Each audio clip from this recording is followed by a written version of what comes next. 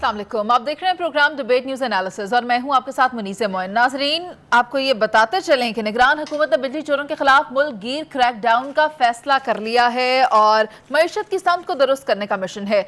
इसके अलावा नए सियासी महाज बन रहे हैं, सामने आ रहे हैं। MQM पाकिस्तान GDA आइंदा आम इंतखाबात में पाकिस्तान पीपल्स पार्टी को टफ टाइम देने का इरादा रखती है। इसके अलावा बात करेंगे आज के प्रोग्राम में परवेज इलाही साहब के हवाले से, जिनकी मुश्किलात बरकरार हैं और उन्होंने एक नया बयान भी दिया है। वो क्या है, इन तमाम मामलों पर बात करेंगे। पैनल में मेरे साथ PJ मीर सर और जावेद इकबाल साहब मौजूद हैं। तो गुफ्तगू का आगाज़ करते हैं जावेद साहब आपसे ये जानना चाहूँगी कि आपने भी देखा है क्रैकडाउन का फैसला किया है, एक टास्क फोर्स बनने जा रही है, तो आपको क्या लगता है, पिछले दिनों आर्मी चीफ साहब कुछ मुलाकातें कर रहे थे, उनको मद्देनजर रखते हुए ये अब हम देख रहे हैं कि सख्ती देखने में आएगी, क्रैकडाउन किया जाएगा? अच्छा देखो मुनीज़, आर्मी चीफ ने फाइनली जब ये बिजनेसमैन से मुलाकातें की तो माशी तौर पे जो पाकिस्तान के हालात बन चुके थे, आधारों के क्या हाल हो चुके थे, डॉलर आपको पकड़ा ही नहीं दे रहा था, बिजली की कीमतें आसमान पे थी और मुल्क के अंदर अजीब अफरा तफरी का निज़ाम था। सो काइंड ऑफ ऐसी अनस्टेबिलिटी थी जो किसी भी जो नेशनल इंस्टीट्यूशन होता है जैसे आर्मी है, उसको इस तरह की चीज़ें वारे में नहीं आती। सो बुनियादी तौर पे जब ये इनिशिएटिव लिया गया तो उसमें एक ब्रॉडर होमवर्क किया गया कि माजी में क्या होता रहा और अब हमें क्या करना चाहिए मुख्तलिफ, ताकि उसके दूरस नताइज निकलें। अच्छा, माजी में क्या होता रहा? माजी में ये होता था कि जो आर्मी चीफ होते थे, जनरल बाजवा, आपको पता है कि बिजनेसमैनों से मिलते रहते थे, इवन जनरल राहिल शरीफ भी मिले, जनरल कैनी भी मिले, लेकिन वो kind of back seat role का किरदार अदा करते थे। उसका नतीजा क्या निकला कि 2008 और 13 में आप देखो कि पाकिस्तान को बर्बादी तब से स्टार्ट हुई है, तबाही तब से स्टार्ट हुई है। आपके अदारे तब से अदम इस्तेहकाम होना शुरू हो गए, चाहे वो आपकी PIA थी, रेलवे थी, स्टील मिल थी, ये तब से खसारे में गए। उससे पहले तो ये सारे प्रॉफिट में थे। अच्छा। और बेहतरीन चल रहे थे। और ना सर्कुलर डेट जो आज जो सबसे बड़ा एनर्जी क्राइसिस है तब नहीं था। ये 2008 और 13 में सारा पाकिस्तान मिलियमेट होने की तरफ निकला था।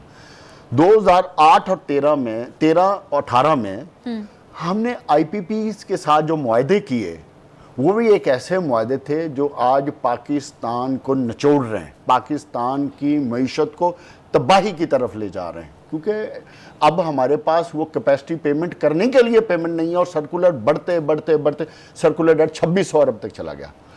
अच्छा, फिर इस 2018 में और 2021 में दो चीज़ें हुई जो मैं आज अपने नाज़रीन को बताना चाहता हूँ। 2018 में और 17 में जब पैनामा आया तो उसके बाद इसहाक डार और नवाज शरीफ हुकूमत को पता चला कि अब तो हम अगली हुकूमत में नहीं आ रहे, इतना बड़ा स्कैंडल हमारा बन गया है, तो अवाम हमें मुंतखब नहीं करेंगे और PTI वो किसी के साथ मिल के अब हुकूमत में आ रहे हैं। Let's the things put straight. अच्छा, उसका क्या हुआ? उन्होंने डिस्टेबलाइज करना शुरू कर दिया मईशत को कि आने वाली हुकूमत को एक ऐसी मईशत दी जाए कि वो साल 2 साल उससे निकल ही ना पाए, और वही हुआ। PTI ने भी यही किया। अच्छा, उसके बाद आ गई PTI की हुकूमत। जब 2021 अक्टूबर में PTI हुकूमत को पता चला कि ये हमारी हुकूमत के ख़िलाफ़ नो कॉन्फिडेंस की प्लानिंग हो चुकी है और हमें निकाला जा रहा अदारों की मदद से, उन्होंने भी यही काम किया।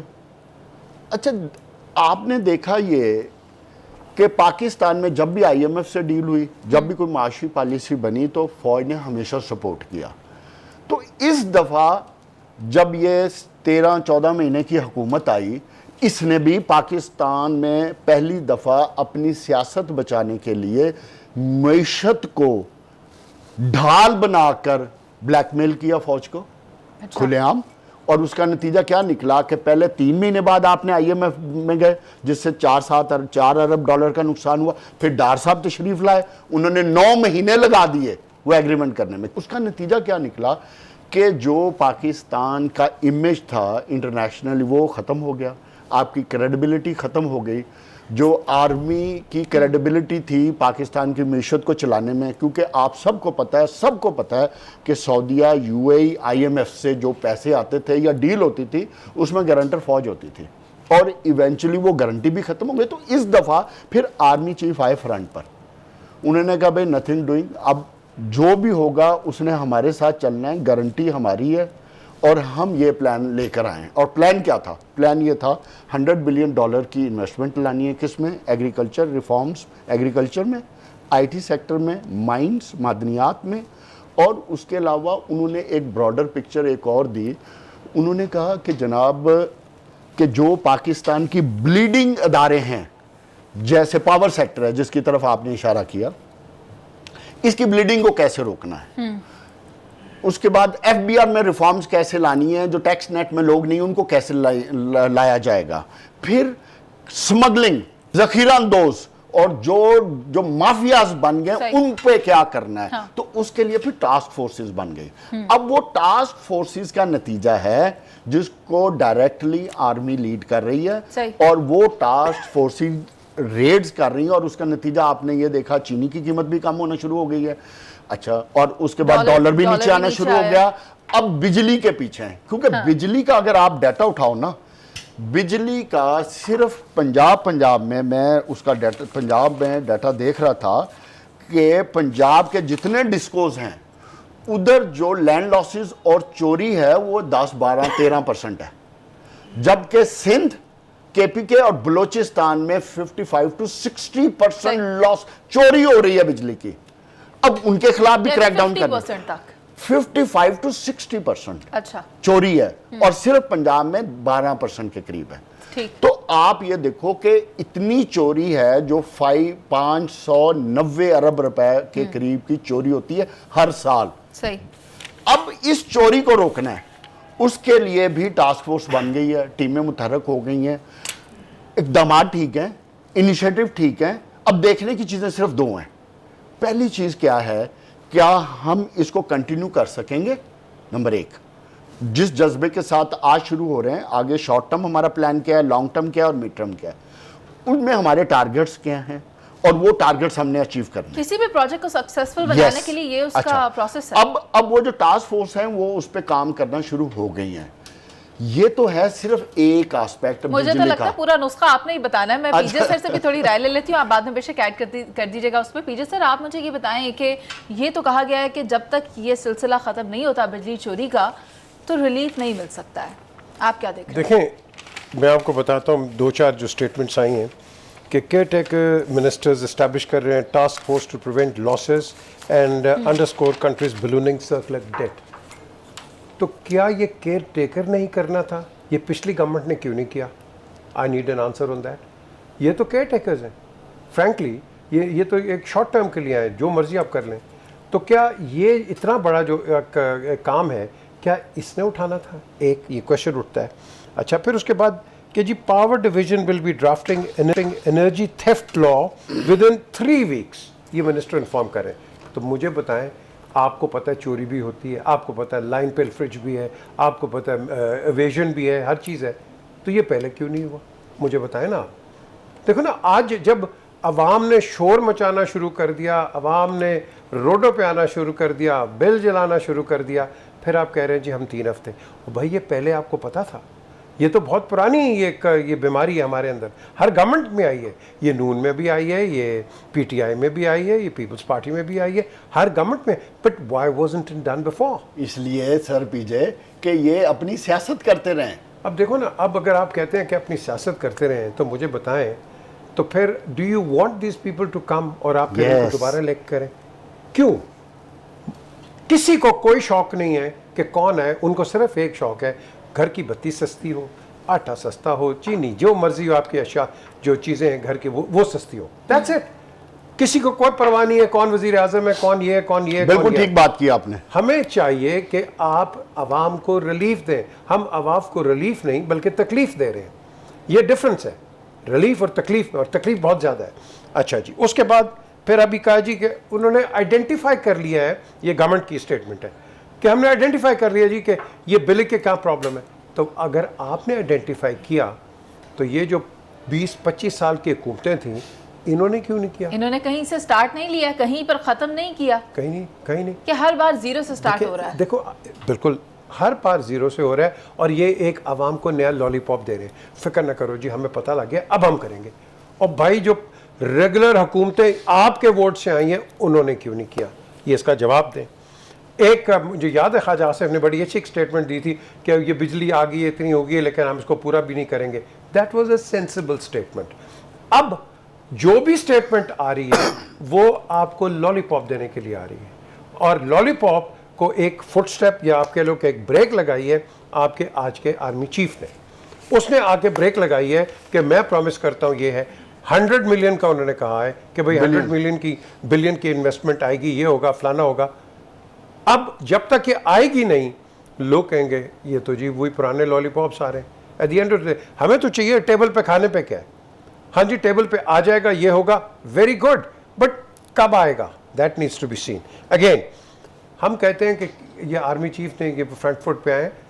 मैं समझता हूँ जितने फ्रंट फुट पे 2 प्रेसिडेंट आए हैं, जनरल अयूब और जनरल मुशर्रफ, जितने फ्रंट फुट पे ये आए हैं, कोई भी नहीं आया। वो आपको डैम्स बना के देंगे, ये आपको कहाँ से, आपको कहाँ आपकी इकोनॉमी थी? 60 रुपए पे 7 साल रखा है डॉलर। किसने रखा है मुझे बता दें। मैं किसी का सपोर्टर नहीं हूँ, लेकिन आप अप्रिशिएट करो जिसने अच्छा काम किया।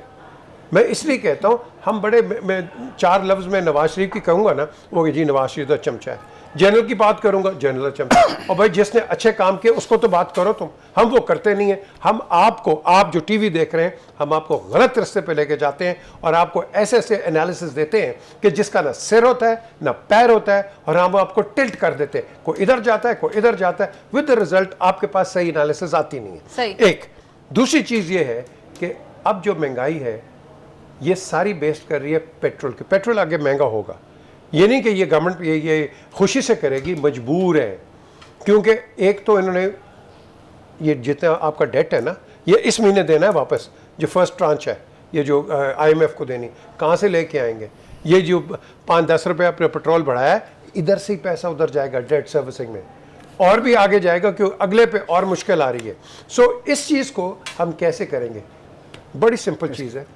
महंगाई पूरी दुनिया में होती है, कोई पाकिस्तान कोई अनोखा मुल्क नहीं है।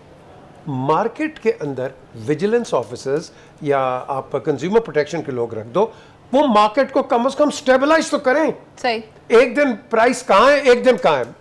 मैं मुनीर से मैं एक बात ऐड करना चाहता हूँ कि हमें ना इन तमाम चीज़ों का सिर्फ एक रास्ता है, और वो ये रास्ता है कि अगले 5 साल में हमने 88 अरब रुपए की पेमेंट करनी है।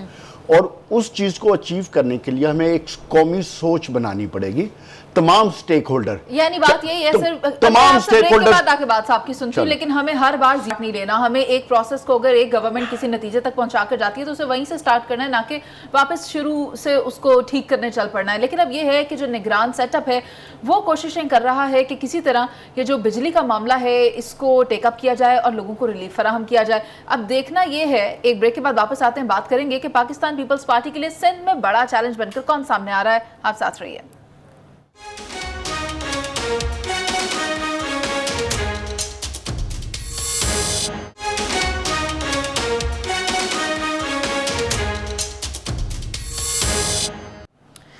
Welcome back. Pakistan Peoples Party को टफ टाइम देने के लिए तैयारियां की जा रही हैं। MQM पाकिस्तान GDA आइंदा आम इंतखाबात में इकट्ठी होगी, और पाकिस्तान पीपल्स पार्टी के लिए कोई मुश्किल सूरत हाल पैदा होती है या नहीं? मैं चाहती हूँ पीजे सर आप इस पर ज़रा रोशनी डालें।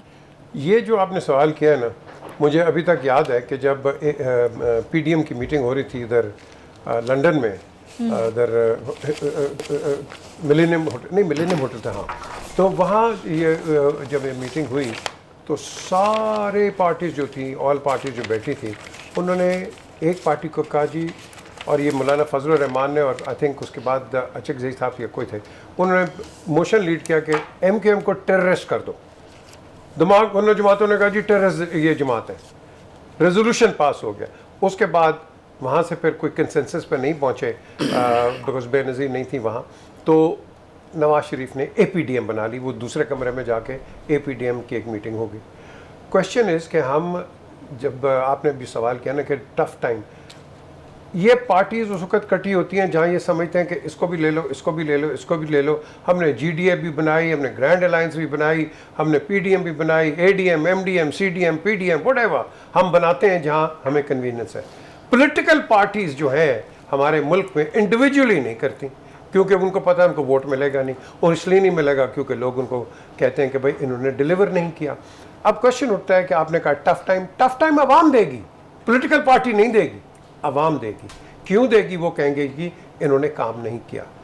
हालांकि आप देखें कि पाकिस्तान पीपल्स पार्टी जो कि एक नेशनल पॉलिटिकल पार्टी थी, नेशनल कराची चले के पेशावर तक नेशनल पॉलिटिकल पार्टी थी, अब वो रीजनलाइज्ड हो गई है, मार्जिनलाइज्ड हो गई है।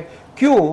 क्योंकि इतने वो करप्शन के वो चार्जेस लगाए, ये हुआ, प्रूव हुए ना हुए, वो कहते हैं बद से बदनाम बुरा आपने कर दिया। जिस तरह आपने आसिफ जरदारी को किया 11 साल, हर किस्म की तोहमत लगा के उसके बाद प्रेसिडेंट यूसुफ रजा गिलानी को भी किया, यूसुफ रजा गिलानी को भी आपने ये कर दिया। तो आपने हर चीज, यार उनको क्या किया? उनको आपने किया, उन्होंने नौकरियां दी लोगों को, आपने उनके खिलाफ केसेस बना के रखा। आई मीन कोई हद होती है, कोई काम करता है आप उसको भी गंदा करते हैं। खैर एनीवे, अब बात आती है कि ये जो अलायंस बन गई है ये टेम्परेरी अलायंस है, ये जैसी भी अलायंस है इलेक्शन अलायंस है, उसके बाद इनकी आपस में दोबारा लड़ाई हो जाएगी। पगाड़ा साहब की अपनी एक पार्टी है, ये MQM की अपनी है, फिर दूसरे आप कह लो के नीचे हेल्टर स्केल्टर्स हैं, वो भी ज्वाइन कर लेंगे। एंड जिस तरह ये PDM आई है, अब कहाँ गई PDM? गॉन। अब आपने कल के प्रोग्राम में भी एक सवाल किया था, अब तो वो PPP और PMLN के डिफरेंसेस आपके सामने नज़र आ गए, तो ये पहले इनको नज़र नहीं आए थे।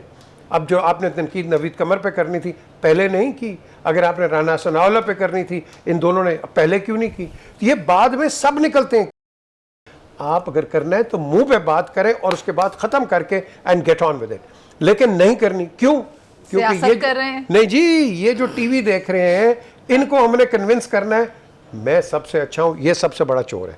सही बात है कि नहीं जावेद? और ये जो चीज है कि ये लोग अब तंग आ गए, इनको पता है क्या सच है। आप देखो ना, उस वक्त मैं MQM की बात कर रहा हूं, आज आपने कहा PTI टेररिस्ट है, अंदाजा लगाओ। एक जमाने में वो है और आज वो एक मेजर। इस मुल्क में हर दौर में गद्दार भी पैदा हुए हैं और टेररिस्ट पार्टी भी पैदा होगी, चाहे वो बेनजीर भुट्टो थी, कोई भी। आपने बेनजीर को सिक्योरिटी रिस्क नहीं कहा, हाँ। आपने नवाज शरीफ को सिक्योरिटी रिस्क कहा, आपने हर एक को कहा है। तो हमने ये जो आपस के अंदर जो गंदबाजी शुरू की है बंद कर दे। अच्छा, PJ ने जो बात की ना, जैसे ख़त्म की, मैं इस बात को इस तरह कहूँगा कि अगर आर्मी चीफ ने एक नारा लगाया हमारा पाकिस्तान, के आज से अब हमारा पाकिस्तान होगा, तो अगर उसको हासिल करना है तो इस चीज़ को ख़त्म करना होगा जो PJ बात कर रहे हैं, कौमी सोच बनाना बंद करना होगा। नहीं, कौमी सोच पैदा करनी पड़ेगी।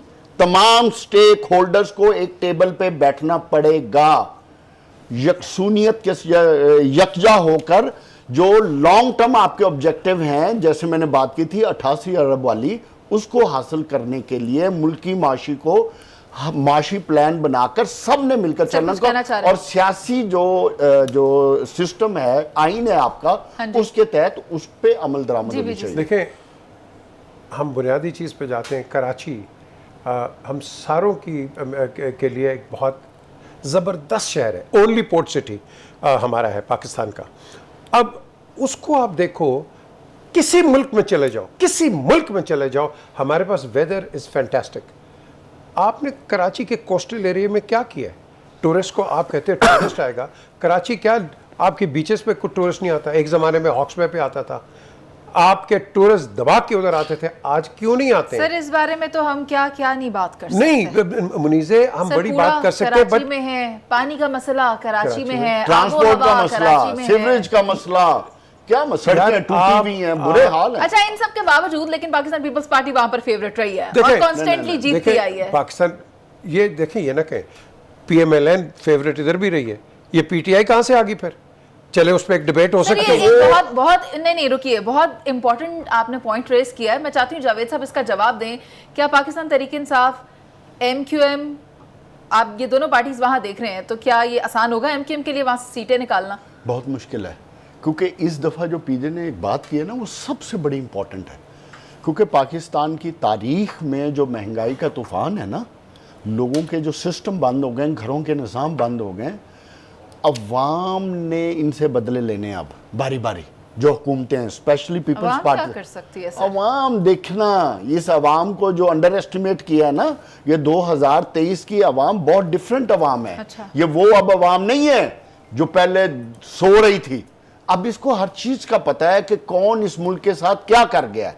वो अब अपने बदले लेगी वोट की शक्ल में। और एक और चीज बात है, इसलिए आपने जो बात की ना कि पीटीआई और एमक्यूएम क्या करेगी, बुनियादी तौर पे जो पार्टी इस वक्त पॉपुलर है उसको तो राइट दिया ही नहीं जा रहा ना, उसी से तो भगौड़ापन का सर, आप उस क्या बात को किया छोड़ जा दें। रहा है। देखें कराची ठीक के है। अंदर, कराची के अंदर मैंने काफ़ी वहाँ काम किया है जब मैं एयरवाई में था।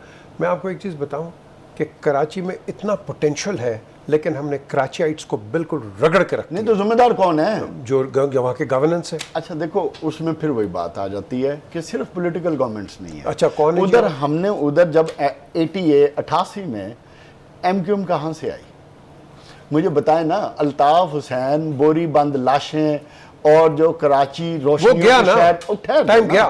तो वो टाइम आया ना, उसी ने तो ब्रेक लगाई ना कराची की तरक्की को।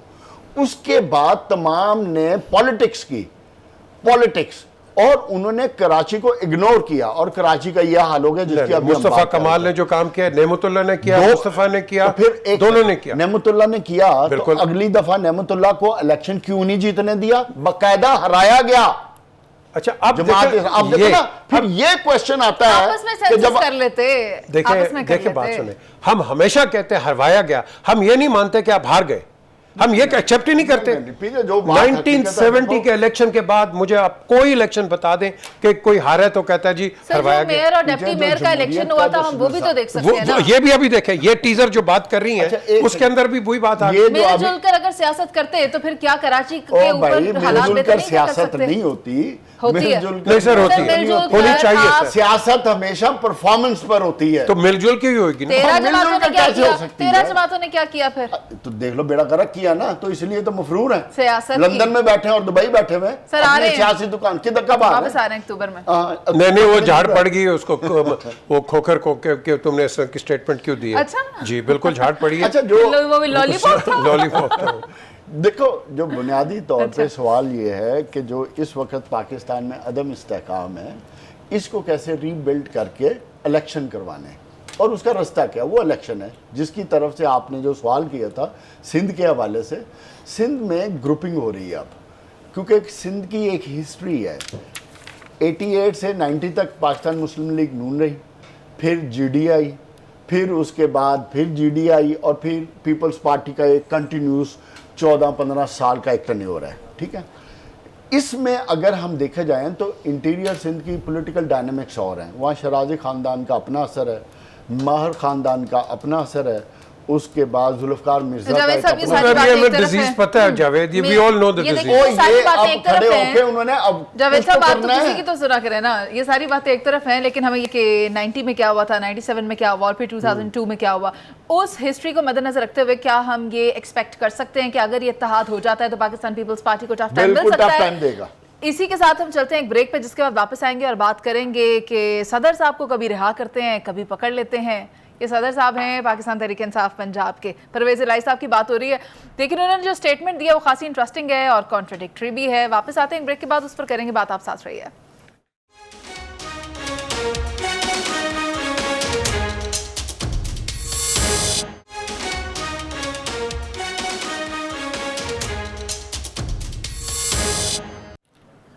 Welcome back. परवेज़ इलाही साहब की मुश्किलात में इजाफा हो रहा है और हम देख रहे हैं कि इंसदाद दहशतगर्दी अदालत ने परवेज़ इलाही का 2 रोज़ा जिस्मानी रिमांड जो है वो दिया है, पुलिस के हवाले कर दिया है। लेकिन वो परवेज़ इलाही साहब ये स्टेटमेंट देकर गए हैं, कहते हैं कि मुझे चौधरी शुजात हुसैन ने ये कहा था कि मैं पाकिस्तान तहरीक इंसाफ को ज्वाइन करूँ। तो अब ये बात समझ नहीं आ रही कि इतने अरसे के बाद उनको ये ख्याल कहाँ से आया कि उन्होंने ये स्टेटमेंट देनी है। आप क्या देख रहे हैं पीछे सर? देखें, मैं आपको एक चीज़ तो बड़ा क्लियरली और कॉन्फिडेंटली बता सकता हूँ, चौधरी शुजात साहब पॉलिटिकल डिफरेंसेस जो भी हो जाए, he is very worried about his cousin, he is very concerned about his. मुलाकातें भी हुई हैं? जहाँ मुलाकातें भी हुई हैं, इन्होंने खुद जाके इन्होंने बात भी कर, कई दफ़ा कोशिश की है बात भी करें, मेरे ख्याल हुई भी है बात। हाँ जी। सो वो एक अपनी जगह है। अब ये पॉलिटिक्स जो होती है इसके अंदर आपको कोई पता नहीं लग सकता रियलिटी में। जब आपने नाम लिया है कि उन्होंने कहा कि ये कहा, ये इन्होंने कहा, वो कहा, जब तक ये खुद दोनों ना कहें, जब तक ये नहीं कहेंगे मैं किसी की बात पे कभी वो करूँगा नहीं। मुझे इतना बिल्कुल पता है कि ये फैमिली बिल्कुल एक है। ये डिफरेंसेस आ जाते हैं यार, किसके मियाँ बीवी के आ जाते हैं, ये तो फैमिली हो जाती है चीज़, ये कोई बड़ी बात नहीं है। लेकिन लोगों ने इस पर खेलने की पूरी कोशिश की है, लोगों ने एक दूसरे को वर्गलाने की बड़ी कोशिश की है। And hats off to somebody like Chaudhry Shujaat, जिन्होंने हमेशा एक पॉजिटिव रोल प्ले किया। सो मच सो कि जब ये हाइट पे थी, मैं आज आपको बताता हूँ, मैं तो जाता रहता हूँ उधर, तो मैं जब उधर गया तो चौधरी परवेज़ इलाही की कॉल आई, तो उन्होंने कहा पता नहीं क्या कर रहे हैं क्या नहीं। उन्होंने कहा जी पीजे इधर आए, तो उन्होंने कहा जी पीजे नू उधर भेजो, तो वो सलमान गनी था उधर, उन्होंने कहा जी सलमान गनी नू इधर भेजो। इस तरह की बातें होती हैं वहाँ।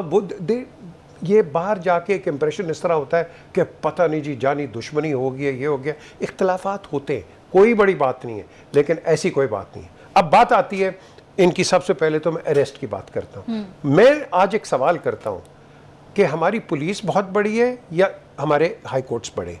मुझे तो ये बता दें। पुलिस बड़ी है। चलो जावेद साहब कहते हैं हाथ में डंडा भी है, बंदूक भी है। नहीं, तो अगर वो एक ऑर्डर करते हैं तो फिर हम किस लॉ की बात कर रहे हैं? मैं तो बिलीव करता हूँ जिसके हाथ में डंडा है और बंदूक है वो बड़ी है। आपने पाकिस्तान इस तरह चलाना है? ऐसे ही चल तो ऐसे ही रहा है। नहीं तो क्या आपने मजाक बनाना है अपना? मेरा ख्याल है शुगल कह लें आप। नहीं, शुगर की बात नहीं। देखें जी, बात सुने, ये जो हम बात कर रहे हैं, ये हम अपने मुल्क का मजाक उड़वा रहे हैं। दोनों का काम इंसाफ है। इंसाफ, बिल्कुल, दैट्स इट, इंसाफ। हमें इंसाफ चाहिए और कुछ नहीं। आप किसी की साइड मत लें, बैलेंस चले, और आप तराजू को इंसाफ के यूं रखें, ये ना रखें। अगर आपने ये किया तो ये काम अदारों का है ना। तो अगर एक हाई कोर्ट आपको कह रहा है कि उसको अरेस्ट ना करो और प्रिवेंटिव ऑर्डर्स भी हर चीज लगा रहे हैं, आप फिर एक में से निकलते हैं दूसरे में करते हो, and look at his health. नहीं तो अगर वो अपने अहकामात पे इम्प्लीमेंट नहीं करवा सक रहे तो फिर क्या कर रहे हैं? नहीं, अब बुलाया ना उन्होंने, आई थिंक उन्होंने कमिश्नर को बुलाया, unless he doesn't take any serious action. IG को भी बुलाया। अदालत का मामला पैदा हो गया। नहीं तो आप जो पेशावर हाई कोर्ट के जस्टिस थे, मैं जिनसे नाम निकल गया, उन्होंने क्या कहा था कि अगर डीपीओ साहब प्रोड्यूस नहीं करेंगे तो मैं इस्तीफा दे दूंगा। तो दें इस्तीफा फिर, अगर अपने ऑर्डर पे नहीं इंप्लीमेंट करवा सकते तो। नहीं सर, ये तो नहीं कर सकते। इस्तीफा नहीं, जावेद, आपने देखो, we are not a banana republic. No, we are not a banana republic. तो हम बनाना रिपब्लिक ही तो बन रहे हैं जब तमाशा लगा रहे हैं, और क्या है? फिर तो सर देखें, जब वो प्रोड्यूस नहीं करवा सकते थे तो उसके बाद तौहीन अदालत की दरखास्त हाँ, ये बात आती है ना, तौहीन अदालत करे ना फिर आगे। देखो, दुनिया के अंदर जो कानून की हुक्मरानी क्यों होती है कि कानून सबके लिए बराबर होता है, एक, और दूसरा वो एग्जीक्यूट होता है। हमारे एग्जीक्यूट अगर नहीं हो रहा तो फिर कहीं तो प्रॉब्लम है। उस प्रॉब्लम को हमें दूर करनी है। अगर सिर्फ अदारे, अगर जजेस हमारे ऐसे ही ऑर्डर देते रहेंगे। सर आप मुझे ये बताएं ना, परवेज इलाही साहब का स्टेटमेंट जो आया है वो इतना अजीब सा क्यों है? मैं नहीं समझता, अजीब नहीं है, दुरुस्त नहीं है। इन्होंने हमें इसको सियासी रंग देने की कोशिश की है और इस बयान में कोई सच्चाई नहीं है। वो तो सालिक ने बाद में उसको क्लियर कर दिया। मैं सालिक से आज जब वो एमएनए बना थे, चौधरी सालिक, मैं 2-3 दफ़ा मिला हूँ और मिनिस्ट्री पे बात भी हुई, तो उनकी एक ही बात थी कि परवेज़ इलाही हमारे सियासी लीडर हैं, हमारे ख़ानदान के, वो जो फैसला करते हैं हम उसके मुताबिक चलते हैं। मोनिस भाई ने लफ्ज़ इस्तेमाल किया था, मोनिस भाई ने वज़ीर बनना है, ये फैसला हुआ ख़ानदान का, उस पर अमल होना। 3 साल उस पर रहे। लेकिन आप ये देखो, इख्तलाफात किस बात पे हुए जिसमें परवेज़ इलाही ने डंडी मारी है, जो शुजात ने डंडी नहीं मारी। कैसे? परवेज़ इलाही जब पूरी फैमिली के कंसेंसस हो गए, एक बात हो गई कि वज़ीर आला बनेंगे, जब जिस वक़्त पीडीएम के साथ मिलके, तो इधर आके उन्होंने चेंज या स्विच क्यों मारा?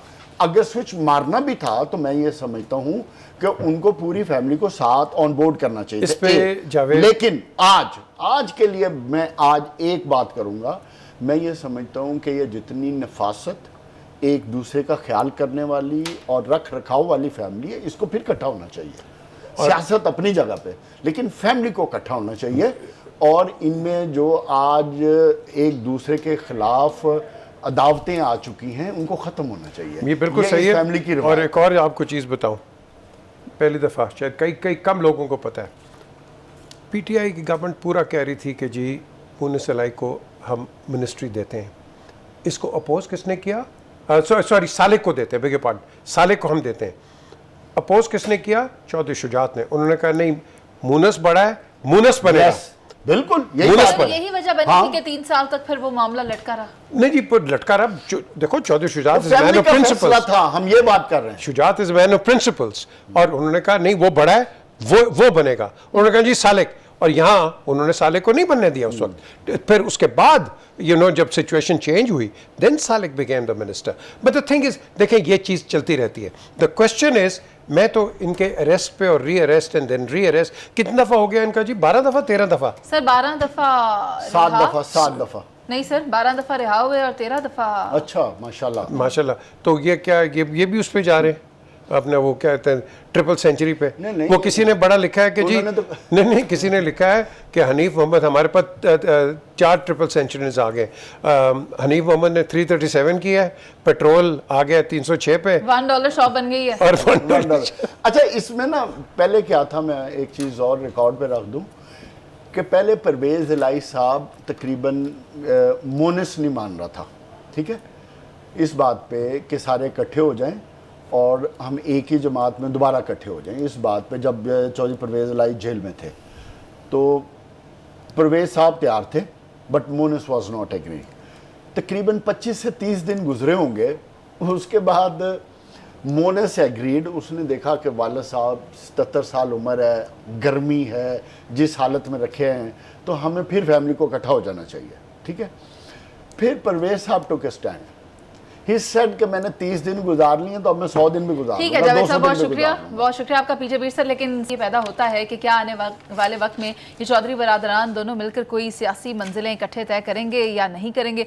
लेकिन ये जो मौजूदा सूरत हाल है और जो स्टेटमेंट चौधरी परवेज़ इलाही साहब की तरफ से सामने आई है, मुझे तो उस पर मिर्ज़ा गालिब साहब का वो मिसरा याद आता है कि कुरेदते हो जो अब राख जुस्तजू क्या है। इसी के साथ प्रोग्राम का वक्त खत्म हो गया। आपसे इजाज़त, अल्लाह ने के पान।